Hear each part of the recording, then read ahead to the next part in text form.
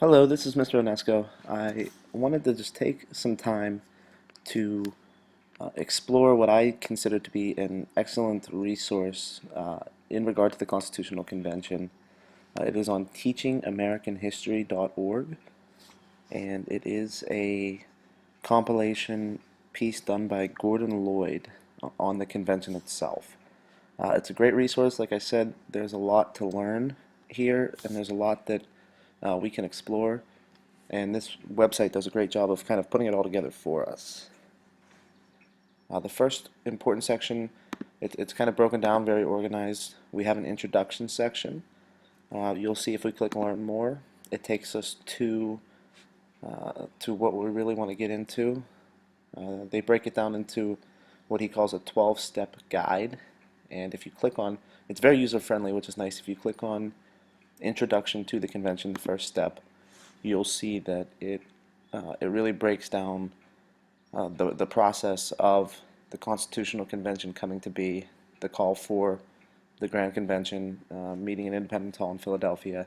You can see it's very detailed, very in-depth. Like I said, it's a very good resource for us to use. We go through, we see the selection of the delegates. The Virginia kind of stepped up and took the lead, and we see the states that followed. So if we scroll through this, it's just a very great and thorough introduction to how the convention came to be. How to read the convention. You could see where it was at, who was involved. It does a great job of exploring James Madison's notes, and you'll see there's a bunch of interactive links, so it'll kind of guide you through the website. And whenever you get done with the website, or with the specific introduction page, you can click back to the Constitutional Convention main page. And then we can click on, we see the Convention tab. What's nice, so we click on the Convention tab itself, and we see that Gordon Lloyd has broken it down into what he calls 4 different acts. And you can see each scene of the convention.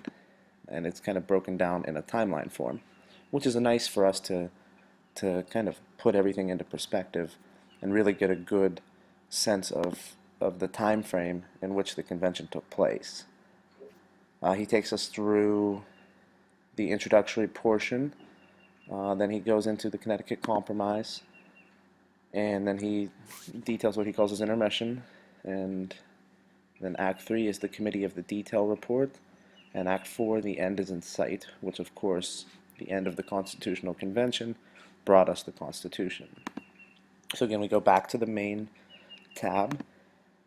We can click on Delegates, click Learn More, and Mr. Lloyd gives us a great little biography of a lot of the delegates. It gives us the age of all of the delegates in attendance at the convention. You can click on each one specifically, and you'll see a little window pops up.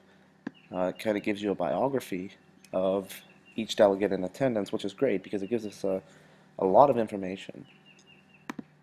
So we're really able to get a sense of who was representing who in this Constitutional Convention. And you can see it breaks it down by age. So we can go back to the main page, we can explore the delegates, and then Mr. Lloyd provides us with a bunch of other resources to explore as well. So you can kind of just play around with those and see what works for you. Here is the actual text of the Constitution itself.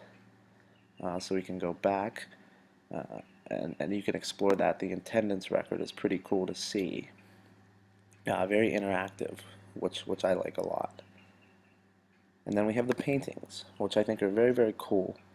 And this is what we're going to use for the purposes of the assignment. We saw the Prezi, in which we explored this painting, which is the famous painting of the scene of the signing of the Constitution. And what is cool about this map is it's interactive. So we are able to click on George Washington, and his biography pops up. So we get a sense of his role in the Constitutional Convention. Every single person in attendance is interactive. So if I click on, even in the very back corner here, the biography for John Dickinson pops up. And again, we see his role in the Constitutional Convention, his contributions, and just a general biography. So you'll see with the Prezi assignment, I've listed a certain number of individuals that I would like us to research a little further using this interactive painting. It's very simple. Again, we go to the Paintings tab, the interactive scene at the signing of the Constitution. There is a Flash version. Flash does not work on certain browsers, but the non-Flash version is just as effective, I feel. Like I said, you're able to just click on William Daniel Johnson, and we see his role in the Constitution. We see it perfectly. So, like I said, go through and identify those that we are supposed to identify and go from there in regard to the assignment. As far as the paintings, there's other interpretations provided by Mr. Lloyd. Some of them are pretty cool just to explore to give you a better sense again of the scene at the Constitutional Convention. So I would like us all to make sure that we do take some time to explore this website. It's a very great resource. The Constitutional Convention is obviously one of the monumental happenings in the founding of our country, so I think it's very important that we thoroughly understand it and take advantage of this Teaching American History resource. So please complete the assignment and enjoy your time studying this website. Thank you and have a great day, and remember to contact me with any questions.